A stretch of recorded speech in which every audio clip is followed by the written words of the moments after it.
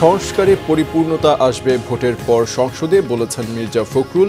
গণতন্ত্রের জন্য ঐক্যবদ্ধ থাকার আহ্বান বিভিন্ন দলের নেতাদের। সংস্কার ছাড়া নির্বাচনে জন্ম নেবে দ্বিতীয় ফ্যাসিবাদ, বলছে জামাত। ভোটের আগেই উচ্চকক্ষ নিম্নকক্ষের প্রার্থীদের নাম প্রকাশের দাবি এনসিপি সহ কয়েকটি দলের। রাজনীতিবিদদের মধ্যে দুর্নীতি কমানোর তেমন ইচ্ছা দেখছেন না ফাউজুল কবির।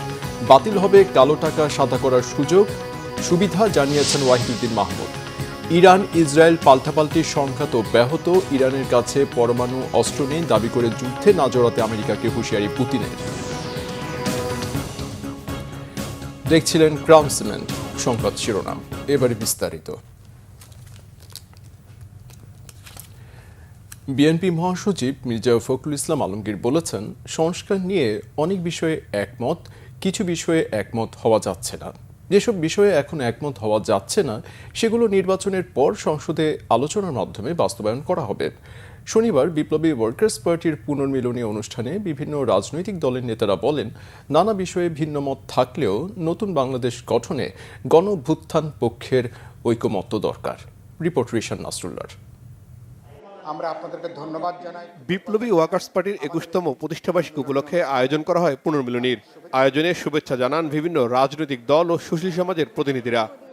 21তম প্রতিষ্ঠা বার্ষিকী উপলক্ষে আমরা একটা পুনর্মিলনী সভার আয়োজন করেছি। অনুষ্ঠানে বিএনপি মহাসচিব বলেন, জনগণের সংশয় দূর করে ফেব্রুয়ারিতে নির্বাচনের মাধ্যমে জন আকাঙ্ক্ষা পূরণ হবে। নতুন রাজনৈতিক দল এনসিপি নিবন্ধন আবেদনকে স্বাগত জানান তিনি। এই সংস্কার কাজ এগিয়ে চলেছে, কতগুলো বিষয়ে একমত হচ্ছি আমরা, কতগুলো বিষয়ে একমত হচ্ছি না, সেগুলো নিয়ে আমরা পরবর্তীতে, অর্থাৎ যখন ইলেকশন হবে, ইলেকশনের পরে পার্লামেন্টে সেই বিষয়গুলো নিয়ে আমরা আলোচনা করব। এই বিষয়গুলোতে আমরা একমত হচ্ছি। এই কয়েক মাসে, প্রায় 10 মাসে যে ঘটনাগুলো বাংলাদেশে ঘটল, সেই ঘটনাগুলোতে কিছুটা হলেও নিঃসন্দেহে আমরা একটু সন্দিহান হয়ে পড়েছিলাম যে শেষ পর্যন্ত কি দাঁড়াবে। বিএনপি ভারপ্রাপ্ত চেয়ারম্যান জনাব তারেক রহমানের সঙ্গে অন্তর্বর্তীকালীন সরকারের প্রধান উপদেষ্টা ডক্টর প্রফেসর মোহাম্মদ ইউনূস, তিনি একটা সভা করলেন এবং সেই সভায় তারা কতগুলো বিষয়ে একমত হলেন। এটা নিঃসন্দেহে আমাদের সকলের কাছে একটা অত্যন্ত আশার বাণী সামনে এনে দিয়েছে। আমরা আশ্বস্ত হচ্ছি যে সামনে ফেব্রুয়ারি মাসে একটা নির্বাচন হবে, তার মাধ্যমে আমাদের কিছুটা হলেও আমরা আমাদের সেই আশাগুলো পূরণ করার একটা সুযোগ তৈরি হবে। শুভেচ্ছা জানিয়ে বিভিন্ন রাজনৈতিক দলের নেতারা বলেন, ফ্যাসিবাদ বিরোধী আন্দোলনে থাকা দলগুলোর মধ্যে ঐক্যমত্য জরুরি। নতুন বাংলাদেশ গড়তে সংস্কার ও নির্বাচনের বিকল্প নেই বলে মন্তব্য করেন তারা। হাসিনাকে উৎখাত করার জন্য বাম ডান দক্ষিণ সব একসাথে হয়েছে, সেই ইউনিটিটাকে আমাদেরকে আবার ধরে রাখতে হবে, তাহলেই আমরা আমাদের কাঙ্ক্ষিত পথে হাঁটতে পারবো। এবার কেউ যদি মনে করে যে সরকারে যে নিজের ইচ্ছা মতো চলতে পারবো, এটা সম্ভব না, এটা সম্ভব না। বিজনেস অ্যাজ ইউজুয়াল হবে না, সবাইকে অনবোর্ড করে দেশ চালাতে হবে, তাহলেই দেশ চলবে, নাহলে আবার এদেশে আরেকটা ক্রান্তি লগ্নের মধ্যে পড়ে যাবে। কাকে ভোট দেবে তা জানি না, মানুষ জিজ্ঞেস করে। এরকম একটা পরিস্থিতি হয়েছে, রাজনীতিতে শত্রুকে তা বুঝতে পারছি না। সবসময় থাকে না রাজনীতিতে প্রতিপক্ষ থাকে। আমার প্রতিপক্ষ কে? খসরু ভাইয়ের প্রতিপক্ষ কে? এনসিপির প্রতিপক্ষ কে? এরকম স্পষ্ট করে বলা যাবে না। হ্যাঁ, বিভিন্ন ইস্যুতে আমরা একজন আরেকজনের সম্পর্কে প্রতিবাদ করছি, বিরোধিতা করছি, কিন্তু শেষ পর্যন্ত চেষ্টা করছি এক হয়ে যেতে। যে ঐতিহাসিক নির্মাণে আমরা আছি, এটা কোনো একক দলের বিষয় নয়। এটা বাংলাদেশের ফ্যাসিবাদের বিরুদ্ধে যারা লড়াই করেছে সমস্ত গণতান্ত্রিক রাজনৈতিক শক্তির সম্মিলিত অংশগ্রহণের একটা নির্মাণ। এই নির্মাণে আমরা সর্বাধিক ঐক্য চাই। সবাই যতটা সম্ভব ছাড় দিতে আমরা পারি, যত বেশি গণতান্ত্রিক করতে পারি, যত বেশি ভারসাম্য, কাজে জবাবদিহি ব্যবস্থা আমরা করতে পারি, তত জনপ্রত্যাশা পূরণ হবে। বক্তারা বলেন, স্বৈরাচার আওয়ামী লীগ সরকার লুটপাটের মাধ্যমে দেশকে ধ্বংস করেছে, তাই নতুন বাংলাদেশ গঠনে সবাইকে একসাথে কাজ করার আহ্বান জানান তারা। শোষণমুক্ত গণতান্ত্রিক বৈষম্যহীন রাষ্ট্র প্রতিষ্ঠা করা। রিশান নাসরুল্লাহ, বাংলা ভিশন, ঢাকা। বাংলাদেশ জামাত ইসলামীর সেক্রেটারি জেনারেল অধ্যাপক মিয়া গোলাম পরওয়ার বলছেন, সংস্কার ছাড়া নির্বাচনে গেলে সেই নির্বাচন গ্রহণযোগ্য হবে না। তিনি আরও বলেন, সংস্কার ছাড়া নির্বাচনে গেলে দ্বিতীয় ফ্যাসিবাদের সৃষ্টি হবে। শনিবার সকালে যশোর জেলা শিল্পকলা একাডেমি মিলনায়তনে আয়োজিত রুকন শিক্ষা শিবিরে প্রধান অতিথির বক্তব্যে তিনি কথা বলেন। গোলাম পরওয়ার বলেন, দেশ ও জাতির স্বার্থে স্বাধীনতার ৫৪ বছরেও রাষ্ট্রীয় কাঠামো গঠন করা যায়নি। জুলাই অভ্যুত্থানের চেতনাকে ধারণ করে জাতীয় ঐক্যের মধ্য দিয়ে সুষ্ঠু নিরপেক্ষ নির্বাচনের দিকে এগিয়ে যেতে হবে। জাতিকে যারা বিভক্ত করতে চায়, আগামী নির্বাচনে তাদের পরাজিত করার আহ্বান জানান জামাতের এ নেতা।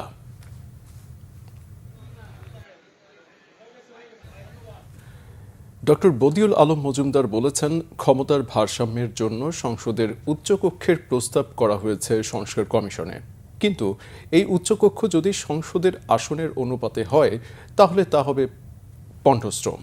এদিকে এনসিপি বলছে, উচ্চকক্ষে যাদের সদস্য করা হবে নির্বাচনের আগে রাজনৈতিক দলগুলোকে সেই তালিকা প্রকাশ করতে হবে। আর ভোটের অনুপাতে আসন বণ্টনে ডান ও বাম দলগুলো একমত। এতে করে উচ্চকক্ষে ছোট দলগুলোর উপস্থিতি বাড়বে বলেও মনে করছে দলগুলো। আসমা আক্তার নূপুরের রিপোর্ট। জাতীয় সংসদের উচ্চকক্ষে ভোটের অনুপাতে আসন বণ্টন কতটুকু যুক্তিসঙ্গত তা নিয়ে মাতৃভাষা ইনস্টিটিউটে আলোচনার আয়োজন করে নাগরিক কোয়ালিশন। এতে অংশ নেন নির্বাচন সংস্কার কমিশনের প্রধান ডক্টর বদিউল আলম মজুমদার সহ জাতীয় নাগরিক কমিটি, এনসিপি, এবি পার্টি, ইসলামিক আন্দোলন সহ বিভিন্ন ডান ও বামপন্থী দলের নেতারা। ক্ষমতার ভারসাম্য রক্ষায় উচ্চকক্ষকে কাজে লাগাতে হবে বলে মনে করছে বিভিন্ন রাজনৈতিক দল। এনসিপি এই জায়গাটায় কিছু পার্টিকুলার স্ট্যান্স আগেই ক্লিয়ার করেছে যে আমরা উচ্চকক্ষে যারা প্রতিনিধি হবেন প্রত্যেকটা দল থেকে তাদের আগে তালিকা প্রণয়নের কথা বলেছি। ছাত্র জনতা নাগরিকদের সম্মিলিত প্রচেষ্টায় অভ্যুত্থান হয়েছে। কাজী আজকের যে আমরা যে সংস্কারের কথা বলছি, এই ছাত্র জনতা নাগরিক আমরা যেটা চাবো সেটাই হবে। কোনো রাজনৈতিক দলের কাছে তো আমরা সংস্কার ঠিকাদারি দেই নেই। কোনো কারণে আমার দলের 3টা এমপি আছে, 4টা এমপি আছে, কিন্তু আমার 12 লক্ষ ভোট নাই, যেখানে আমার 1% ভোট হয়। কাজেই 1% ভোট না থাকার কারণে আমার আপার হাউসে কোনো রিপ্রেজেন্টেশন নাই। আপনি থ্রেশহোল্ড দেওয়া মানে হচ্ছে ছোট দলগুলোকে আসলে ক্ষতিগ্রস্ত করছেন। পিআরের প্রধান উদ্দেশ্য ছিল ছোট দলকে রিপ্রেজেন্টেশনের জায়গায় নিয়ে যাওয়া। নির্বাচন সংস্কার কমিশনের প্রধান ডক্টর বদিউল আলম মজুমদারের মতে, আসন ভিত্তিক পদ্ধতিতে নির্বাচন হলে দেশে অস্থিতিশীলতা বাড়তে পারে, মনোনয়ন বাণিজ্য হতে পারে। আমরা যদি আমাদের যে আসন ভিত্তিক পদ্ধতিতে যাই তাহলে যে জিনিসটা আমাদের মনে রাখা দরকার, অস্থিতিশীলতার সৃষ্টি হতে পারে শাসন প্রক্রিয়ায়। দুটোতেই ত্রুটি আছে, তাই আমরা মনে করি যে নিম্নকক্ষে আমাদের এই আসন ভিত্তিক পদ্ধতি হতে পারে, উচ্চকক্ষে আমাদের সংখ্যানুপাতিক পদ্ধতি হতে পারে। নাগরিক কোয়ালিশনের প্রস্তাব, উচ্চকক্ষ কোনো আইন প্রণয়ন শুরু করতে পারবে না, সেটা শুধু নিম্নকক্ষ করবে। সংবিধান সংশোধনের ক্ষেত্রে 2 কক্ষেরই অনুমোদন লাগবে। আসমা আক্তার নূপুর, বাংলা ভিশন, ঢাকা। বাংলাদেশের অন্তর্বর্তী সরকারের প্রধান উপদেষ্টা অধ্যাপক ডক্টর মোহাম্মদ ইউনূস যুক্তরাজ্য সফরের সময়ে বিবিসিকে দেওয়া এক সাক্ষাৎকারে দেশের রাজনীতি, সংস্কার, নির্বাচন ও রোহিঙ্গা সমস্যা সহ বিভিন্ন বিষয়ে কথা বলেছেন। ডক্টর মোহাম্মদ ইউনূস বলেন, আওয়ামী লীগ না থাকলেও নির্বাচন অন্তর্ভুক্তিমূলক হবে কিনা সম্প্রতি ঢাকায় জাতিসংঘের রেসিডেন্ট কোঅর্ডিনেটর খুব ভালোভাবে তা ব্যাখ্যা করেছেন। তিনি বলেছেন, অন্তর্ভুক্তিমূলক মানে কোনো নির্দিষ্ট দল নয়, সব মানুষের অংশগ্রহণ। যতক্ষণ পর্যন্ত মানুষ ভোট দিতে পারছে ততক্ষণ এটা অন্তর্ভুক্তিমূলক। ডক্টর মোহাম্মদ ইউনূস আরও বলেন, আওয়ামী লীগকে নিষিদ্ধ করা হয়নি, তাদের কার্যক্রম সাময়িকভাবে নিষিদ্ধ করা হয়েছে। নির্বাচনে তারা থাকবে কিনা সেটা নির্বাচন কমিশনের সিদ্ধান্তের ওপর নির্ভর করছে বলে জানান তিনি। রোহিঙ্গা ইস্যুতে ডক্টর মোহাম্মদ ইউনূস বলেন, জাতিসংঘের মহাসচিবের সাথে রোহিঙ্গা ক্যাম্প পরিদর্শন করে 1 লাখের বেশি রোহিঙ্গার সাথে দেখা করানো হয়েছে। কি করা উচিত সে বিষয়ে আলোচনা হয়েছে এবং এদের ফেরার জন্য সহায়তা চেয়ে বিশ্বের প্রতি আহ্বানও জানানো হয়েছে। সেক্ষেত্রে প্রত্যাবাসনই একমাত্র সমাধান। সবাই এখন শুধু খাবার ও অন্যান্য সহায়তা নিয়েই ব্যস্ত, কিন্তু এদের নিজ দেশে কিভাবে ফেরত পাঠানো যাবে সে বিষয়ে কেউ আলাপ করছে না। নির্বাচন আয়োজন সরকারের সহযোগিতা ছাড়া সম্ভব নয়। সরকারের সাথে ফরমাল ও ইনফরমাল আলোচনা চলছে। ভোটের দিনক্ষণ যথাসময়ে জানানো হবে বলে জানালেন প্রধান নির্বাচন কমিশনার এএমএম নাসির উদ্দিন। শনিবার সকালে আগারগাঁও নির্বাচনী প্রশিক্ষণ ভবনে নির্বাচনী আইন ও বিধি সংক্রান্ত দিনব্যাপী প্রশিক্ষণের উদ্বোধন শেষে সাংবাদিকদের প্রশ্নের জবাবে এসব বলেন সিইসি। বলেন, সময় এলেই সরকারের সাথে আলোচনা হবে নির্বাচন নিয়ে। একটা নির্বাচন করতে গেলে সরকারের সহযোগিতা ছাড়া নির্বাচন সম্ভব নয় বলেও জানান তিনি। প্রধান নির্বাচন কমিশনার বলেন, প্রত্যেকটা অফিসেরই একটা পরিকল্পনা থাকে, ইসিরও একটি কর্মপরিকল্পনা আছে। সেই অনুযায়ী কার্যক্রম চলছে, প্রয়োজনে কর্মপরিকল্পনা পরিবর্তনও করা হবে। আমি রুটম্যাপ বলছি না, এটা আমরা আমাদের একটা কর্মপরিকল্পনা করছি, সেটা আমাদের ব্যবহারের জন্য, not for sharing with everybody, যে আপনারা সবাই জানুন যে আমরা এইভাবে করছি, সেরকম না। এটা আমাদের নিজস্ব, এটা সংশোধনযোগ্য। আর যদি বলেন যে সরকারের সাথে যোগাযোগ হয়েছে কিনা, সরকারের একটা ইলেকশন করতে গেলে যতই আপনি স্বাধীন বলেন না কেন ইসিকে, সরকার ছাড়া নির্বাচন করা সম্ভব, কারণ সরকারের সহযোগিতা নিয়েই তো আমাকে নির্বাচনটা করতে হবে। রাজনীতিবিদদের মধ্যে দুর্নীতি কমানোর আকাঙ্ক্ষা কম বলে মন্তব্য করেছেন বিদ্যুৎ, জ্বালানি ও খনিজ সম্পদ উপদেষ্টা ফাউজুল কবির খান। আগামী জুলাই আগস্টে মূল্যস্ফীতি কমে আসবে উল্লেখ করে তিনি বলেন, খাদের কিনার থেকে টেনে তুলতেই অন্তর্বর্তী সরকার সুষম বাজেট দিয়েছে। বক্তারা বলেন, পতিত সরকার সাংবিধানিক সকল প্রতিষ্ঠান ধ্বংস করে দিয়েছে। এসব প্রতিষ্ঠান জনকল্যাণমুখী করতে কাজ করার আহ্বান জানান ব্যবসায়ী নেতারা। বিস্তারিত জানাচ্ছেন মামুন আব্দুল্লাহ। সীমাহীন দুর্নীতি, অর্থপাচার আর লুটপাটের দায় নিয়ে পলায়ন করেছে পতিত আওয়ামী স্বৈরাচার সরকার। তিলে তিলে সাংবিধানিক প্রতিষ্ঠানগুলোকে দেয়া হয়েছিল পঙ্গু করে, একেবারে খাদের কিনারায় নিয়ে গিয়েছিল দেশের অর্থনীতি। সেখান থেকে টেনে তুলতে চেষ্টা করে যাচ্ছে অন্তর্বর্তীকালীন সরকার। দেয়া হয়েছে ভারসাম্যমূলক বাজেট। বিদ্যমান পরিস্থিতিতে বাংলাদেশ অর্থনীতি সমিতির আয়োজনে এই বাজেট বিতর্ক প্রসঙ্গ অনুষঙ্গ শীর্ষক আলোচনা সভা, যেখানে উঠে আসে বাজেটে বিভিন্ন খাতের বরাদ্দ ও বন্টনের বিভিন্ন দিক।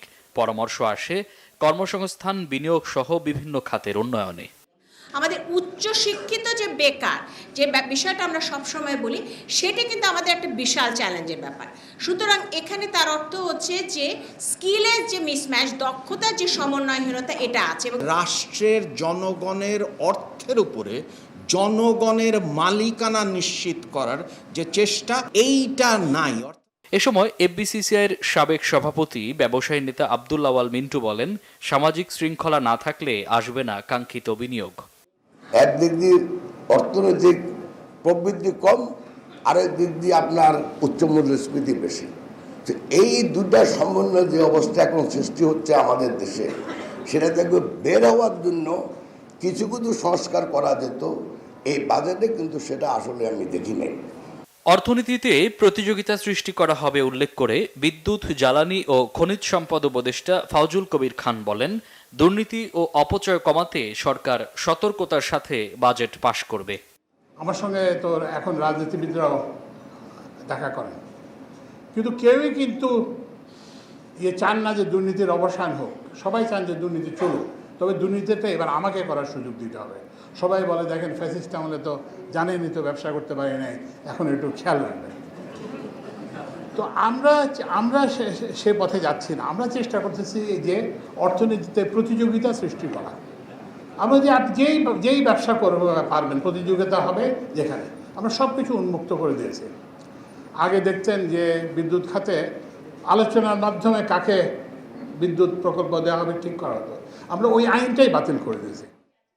ভবিষ্যতে জ্বালানি আমদানি কমিয়ে সৌর বিদ্যুতের দিকে সরকার মনোযোগী হবে বলেও জানান উপদেষ্টা। গত 10 মাসে একবারও কিন্তু আমরা বিদ্যুৎ কিংবা জ্বালানির দাম বাড়াইনি।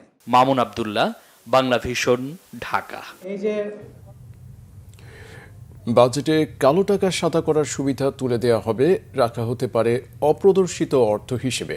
শনিবার গবেষণা প্রতিষ্ঠান র্যাপিড আয়োজিত বাজেট আলোচনায় এ তথ্য জানান পরিকল্পনা উপদেষ্টা ডক্টর ওয়াহিদুদ্দিন মাহমুদ। পরিকল্পনা উপদেষ্টা বলেন, কালো টাকা সাদা করার সুযোগ খুব একটা কাজে আসে না। 5 কোটি টাকা দিয়ে কিনে কেউ যদি 1 কোটিও দেখাতে না পারে তাহলে এটা থাকার তো কোনো দরকার নেই। এ সময় তৈরি পোশাক শিল্প মালিকরা বলেন, এলডিসি গ্র্যাজুয়েশন একটি প্রস্তুতিহীন পরিকল্পনা, তারা এর জন্য প্রস্তুত নন। অর্থনীতিবিদরা বলেন, গ্র্যাজুয়েশন পরবর্তী প্রযুক্তির ব্যবহারে শিল্প খাতে কর্মসংস্থান কমার শঙ্কা আছে। এই পরিস্থিতি মোকাবিলায় সরকারকে শিক্ষা ও স্বাস্থ্য খাতে ব্যয় বাড়াতে হবে।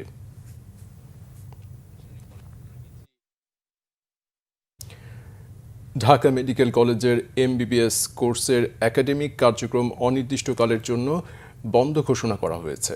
রবিবার দুপুর 12টার মধ্যে শিক্ষার্থীদের হল ত্যাগের নির্দেশ দিয়েছে কলেজ প্রশাসন। এদিকে বিকল্প আবাসন ও অবকাঠামোগত উন্নয়ন সহ 5 দফা দাবি জানিয়ে হল না ছাড়ার ঘোষণা দিয়েছেন শিক্ষার্থীরা। শুভ মাহফুজের রিপোর্টে বিস্তারিত।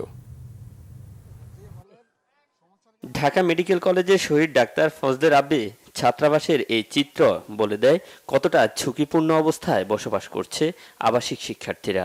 7 মাস আগে সরকারের গণপূর্ত বিভাগের পক্ষ থেকে এই ভবনকে পরিত্যক্ত ঘোষণা করা হলেও বিকল্প ব্যবস্থা নেয়নি কলেজ প্রশাসন। এমন বাস্তবতায় নিরাপদ ক্যাম্পাস ও ঝুঁকিমুক্ত আবাসন ব্যবস্থার দাবিতে কয়েক সপ্তাহ ধরে আন্দোলন করে আসছে ঢাকা মেডিকেল কলেজের শিক্ষার্থীরা। সর্বশেষ নতুন ব্যাচ কে82 এর শিক্ষার্থীরা তাদের ওরিয়েন্টেশন প্রোগ্রামও বয়কট করে। এমন পরিস্থিতিতে একাডেমিক কার্যক্রম বন্ধ ঘোষণা করে হল ছাড়ার নির্দেশ দেয় কলেজ প্রশাসন। যদিও নির্দেশনা প্রত্যাখ্যান করে হল না ছাড়ার ঘোষণা দেয় আন্দোলনরত শিক্ষার্থীরা। এ সময় পুরনো একাডেমিক ভবনগুলোকে পরিত্যক্ত ঘোষণা সহ 5 দফা দাবি জানান তারা। আমাদের ছাত্রদের জন্য এবং ছাত্রীদের জন্য নতুন ভবন, সেটার জন্য বাজেট পেশ করতে হবে। 2 নম্বর দাবি, যতদিন না পর্যন্ত আমাদের এই বাজেট পেশ হচ্ছে ততদিন পর্যন্ত একটা বিকল্প আবাসনের ব্যবস্থা করতে হবে। নতুন আবাসন মানে কি নতুন একটা ভবন এবং বিকল্প আবাসনের জন্য আমাদের পৃথকভাবে বাজেট পেশ করতে হবে। একাডেমিক কার্যক্রম বন্ধ হওয়া একাডেমিক কার্যক্রমে প্রভাব পড়বে বলে জানান সাধারণ শিক্ষার্থীরা। একটা কাজ করা হলো যে একাডেমিক কার্যক্রম টোটালি বন্ধ করে দিল। এটা টোটালি জাস্ট আমাদের যে আন্দোলনটা আছে সুরক্ষিত হল পাওয়ার জন্য, নিরাপদ হল পাওয়ার জন্য, এটাকে শুধু একটা বানচাল করার জন্য এই একাডেমিক কার্যক্রমটা বন্ধ করে দেওয়া হয়। আমাদের তো শিডিউল এমনি খুব প্যাক থাকে, আমাদের অনেক পড়াশোনার প্রেশারটা অনেক বেশি থাকে। এখানে যদি আমাদের ক্লাস এতদিন বন্ধ থাকে তখন তো আমাদের অবশ্যই এখানে হ্যাম্পার হবে পড়াশোনা। শিক্ষার্থীদের দাবির সাথে একাত্মতা প্রকাশ করে ঢাকা মেডিকেল কলেজের অধ্যক্ষ বলেন, সমস্যা সমাধান করে দ্রুত একাডেমিক কার্যক্রম শুরু হবে। তাদের নিচে রাখতে চাই, অন্য রুমে রাখতে চাই, তাদের পছন্দ মতন হয় না বিধায় তারা আসে না। কিছুদিন পরে আমরা কমিটি করে দেই, সবাইকে অ্যালটমেন্ট ওই ফ্লোর বাদ দিয়ে তাদেরকে তুলবো। সবাই আমরা একসাথে, ছাত্ররা আমাদের কথা শুনলে আমরা ছাত্রদের কথা শুনবো, তাদের দাবির সাথে একমত, তারপরে আমরা একাডেমিক অ্যাক্টিভিটিসে ফিরে যাব দ্রুতই ইনশাআল্লাহ। পেশাগত এমবিবিএস পরীক্ষা অংশগ্রহণকারী ও বিদেশি শিক্ষার্থীরা এই সিদ্ধান্তের আওতামুক্ত থাকবেন। শুভ মাহফুজ, বাংলা ভিশন, ঢাকা। ইরানের কাছে কোনো পরমাণু অস্ত্র নেই দাবি করে ইরান ইসরায়েল সংঘাতে না জড়াতে আমেরিকাকে হুঁশিয়ার করে দিয়েছেন রুশ প্রেসিডেন্ট ভ্লাদিমির পুতিন। শুক্রবার এমন তথ্য প্রকাশ করেছেন খোদ প্রেসিডেন্ট পুতিন। সাফ জানিয়ে দেন, নিজেদের রক্ষার অধিকার ইরানের রয়েছে। রুশ প্রেসিডেন্ট জানান, কয়েকদিন আগেই এ নিয়ে যুক্তরাষ্ট্র ও ইসরায়েলের সাথে কথা বলেছেন। আর এরপরেই ইরানের হামলা চালানোর বিষয়ে সিদ্ধান্ত 2 সপ্তাহ পিছিয়ে দেন মার্কিন প্রেসিডেন্ট ডোনাল্ড ট্রাম্প। প্রশ্ন উঠেছে, পুতিনের হুমকিতেই কি পিছু হটলেন ট্রাম্প? তারপরও ইরানের ওপর আমেরিকা হামলা চালালে যুদ্ধে জড়াবে কি রাশিয়া? কি বলছেন বিশ্লেষকরা? রিফাজ জামানের ডেস্ক রিপোর্টে বিস্তারিত। ইরানের হামলা ইস্যুতে রুশ প্রেসিডেন্ট ভ্লাদিমির পুতিনের এক হুমকির পরই সুর নরম করে অবস্থান বদলালেন মার্কিন প্রেসিডেন্ট ডোনাল্ড ট্রাম্প। আর ট্রাম্পকে হুঁশিয়ারি দেওয়ার বিষয়টি প্রকাশ করেছেন খোদ প্রেসিডেন্ট পুতিন। শুক্রবার সেন্ট পিটার্সবার্গে ইন্টারন্যাশনাল ইকোনমিক ফোরামে যোগ দিয়ে তিনি সাফ জানিয়ে দেন, ইরানের পরমাণু অস্ত্র থাকার কোনো প্রমাণ রাশিয়া ও আন্তর্জাতিক আণবিক শক্তি সংস্থার কাছে নেই। বলেন, শান্তিপূর্ণ কর্মসূচির উদ্দেশ্যে পারমাণবিক প্রযুক্তি ব্যবহারের অধিকার ইরানের রয়েছে, আর এতে পূর্ণ সমর্থন রয়েছে রাশিয়ার। এ ব্যাপারে মার্কিন প্রেসিডেন্ট ডোনাল্ড ট্রাম্প, ইসরায়েলের প্রধানমন্ত্রী বেনিয়ামিন নেতানিয়াহু ও ইরানের প্রেসিডেন্ট মাসুদ পেজেশকিয়ানের সাথে কথা বলেছেন বলেও জানান রুশ প্রেসিডেন্ট। হামলা নয়, ইরান ইসরায়েল সংঘাতে রক্তপাত এড়াতে কূটনৈতিক আলোচনায় বসার আহ্বান জানিয়েছেন তিনি। একই সাথে ইরানের বুশেহর পরমাণু বিদ্যুৎ কেন্দ্রে হামলা না চালাতেও ইসরায়েলকে সতর্ক করে দিয়েছেন রুশ প্রেসিডেন্ট ভ্লাদিমির পুতিন। মার্কিন প্রেসিডেন্ট ডোনাল্ড ট্রাম্প ও ও ইসরায়েলের প্রধানমন্ত্রী বেনিয়ামিন নেতানিয়াহুকে আমি জোরালোভাবে জানিয়ে দিয়েছি ইরানের শান্তিপূর্ণ পরমাণু কর্মসূচি চালানোর অধিকার রয়েছে। আমরা ইরানের বুশেহরে একটি পারমাণবিক চুল্লি তৈরি করেছি। আমরা আরও 2টি পারমাণবিক চুল্লি নির্মাণের চুক্তি সই করেছি। জটিল পরিস্থিতি সত্ত্বেও আমরা কাজ চালিয়ে যাচ্ছি। সেখানে আমাদের এখনও 200-রও বেশি রুশ বিশেষজ্ঞ কাজ করছে।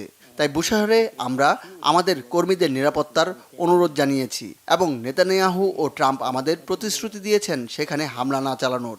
আমরা সংঘাতে রক্তপাত দেখতে চাই না। আমরা আলোচনার মাধ্যমে সংকটের সমাধান চাই। ইসরায়েলের পক্ষে ইরানের উপর যুক্তরাষ্ট্র হামলা চালালে গোটা মধ্যপ্রাচ্য অস্থিতিশীল হয়ে পড়বে এবং পারমাণবিক বিপর্যয়ের ঝুঁকি তৈরি হবে বলেও সতর্ক করে দিয়েছেন রুশ প্রেসিডেন্ট। আর এরপরই একই দিন শুক্রবার ইরান ইসরায়েল সংঘাতে নিজেদের সরাসরি জড়ানোর বিষয়ে চূড়ান্ত সিদ্ধান্ত নিতে 2 সপ্তাহ সময় নেন মার্কিন প্রেসিডেন্ট ডোনাল্ড ট্রাম্প। প্রশ্ন উঠেছে, রুশ প্রেসিডেন্ট পুতিনের হুমকির পরও আমেরিকা যদি সংঘাতে জড়িয়ে পড়ে তাহলে ইরানের পক্ষে রাশিয়া যোগ দেবে কিনা। কেননা মধ্যপ্রাচ্যে ইরানই হচ্ছে রাশিয়ার একমাত্র শক্তিশালী মিত্র। তাই ইরান ক্ষতিগ্রস্ত হলে ওই অঞ্চলে নিজের শক্তিশালী বন্ধু হারাবেন পুতিন, যা ভবিষ্যতে তার জন্য সুখকর নাও হতে পারে। বরাবরই পশ্চিমাদের বিরুদ্ধে লড়াইয়ে পুতিনকে সহযোগিতা দিয়ে আসছে ইরান। তাই সবকিছুর আড়ালে মূল ক্ষমতাবান খেলোয়াড় হিসেবে দেখা হচ্ছে রুশ প্রেসিডেন্ট ভ্লাদিমির পুতিনকেই। ইরান ইসরায়েল সংঘাতে আমেরিকা জড়ালে ভয়াবহ বিপজ্জনক পরিস্থিতি তৈরি হবে বলে সতর্ক করে দিয়েছে ইরানও। তবে সংঘাতের 9ম দিনেও চলছে তীব্র পাল্টাপাল্টি হামলা। ইরানের মিসাইল হামলায় বিধ্বস্ত হয়ে গেছে উত্তর ইসরায়েলের বহু ঘরবাড়ি। আর ইরানকে লক্ষ্য করে শনিবার 40টিরও বেশি ড্রোন হামলা চালিয়েছে বলে দাবি করেছে ইসরায়েল। হামলা চালানো হয়েছে ইরানের ইস্পাহান পরমাণু কেন্দ্রীয়। ইসরায়েলের হামলায় এ পর্যন্ত নিহত হয়েছে 400-রও বেশি ইরানি নাগরিক। আহতের সংখ্যা 3000 ছাড়িয়ে গেছে। রিফাত জামান, বাংলাভিশন নিউজ ডেস্ক। দুর্নীতি সবকিছু উই পোকার মতো খেয়ে ফেলছে বলে মন্তব্য করেছেন সমাজ কল্যাণ উপদেষ্টা শারমিন এস মুর্শিদ। দুর্নীতিবাজদের রাষ্ট্রদ্রোহী হিসেবে আখ্যায়িত করে শাস্তির আওতায় আনার কথা বলেন তিনি। শনিবার রাজধানীর এফটিসিতে ডিবেট ফর ডেমোক্রেসি আয়োজিত বিতর্ক অনুষ্ঠানে উপদেষ্টা বলেন, দুর্নীতির বিরুদ্ধে বর্তমান অন্তর্বর্তী সরকার কঠোর আছে। ভবিষ্যতে যে সরকার আসবে সেই সরকারকেও দুর্নীতির বিরুদ্ধে কঠোর অবস্থানে থাকার পরামর্শ দেন তিনি। বলেন, দেশে আর যেন কখনো স্বৈরাচারী মূল্যবোধ ফিরে না আসে সে বিষয়ে সবাইকে সজাগ থাকতে হবে। ডিবেট ফর ডেমোক্রেসির চেয়ারম্যান হাসান আহমেদ চৌধুরী কিরণ শিশু খাত সহ সব খাতে গত সরকারের করা দুর্নীতির শ্বেতপত্র প্রকাশের দাবি জানান। বেগম বদরুন্নেসা মহিলা কলেজ ও ঢাকা ইন্টারন্যাশনাল ইউনিভার্সিটির শিক্ষার্থীরা বিতর্কে অংশ নেন। নারায়ণগঞ্জের সোনারগাঁয়ে বিয়ের প্রলোভনে এক কলেজ ছাত্রীকে ধর্ষণের অভিযোগ উঠেছে এক যুবকের বিরুদ্ধে। শনিবার বিকালে উপজেলার সোনাপুর এলাকায় এ ঘটনা ঘটে ও শিক্ষার্থীর বাবা সোনারগাঁ থানায় এ বিষয়ে লিখিত অভিযোগ করেছেন। অভিযোগে বলা হয়, সোনাপুর এলাকার শিশির হালদার তার মেয়েকে বাড়িতে প্রাইভেট পড়াতো। এ সময় শিশির তার মেয়েকে নানাভাবে ফুসলিয়ে প্রেমের প্রস্তাব দেয়। এক পর্যায়ে মেয়ের সঙ্গে প্রেমের সম্পর্ক গড়ে ওঠার পর বিয়ের প্রলোভনে শারীরিক সম্পর্ক তৈরি করে শিশির। ওই ছাত্রী 3 মাসের গর্ভবতী হয়ে পড়লে শিশির হালদার ওষুধ খাইয়ে বাচ্চা নষ্ট করে ফেলে। অভিযুক্ত শিশিরকে গ্রেফতারের চেষ্টা চলছে বলে জানায় পুলিশ। সংবাদ শেষ করব ক্রাউন সিমেন্ট শিরোনামগুলো আরেকবার জানিয়ে দিয়ে।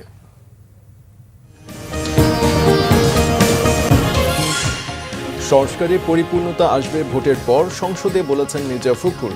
গণতন্ত্রের জন্য ঐক্যবদ্ধ থাকার আহ্বান বিভিন্ন দলের নেতাদের। সংস্কার ছাড়া নির্বাচনে জন্ম নেবে দ্বিতীয় ফ্যাসিবাদ, বলছে জামাত। ভোটের আগেই উচ্চকক্ষ নিম্নকক্ষের প্রার্থীদের নাম প্রকাশের দাবি এনসিপি সহ কয়েকটি দলের।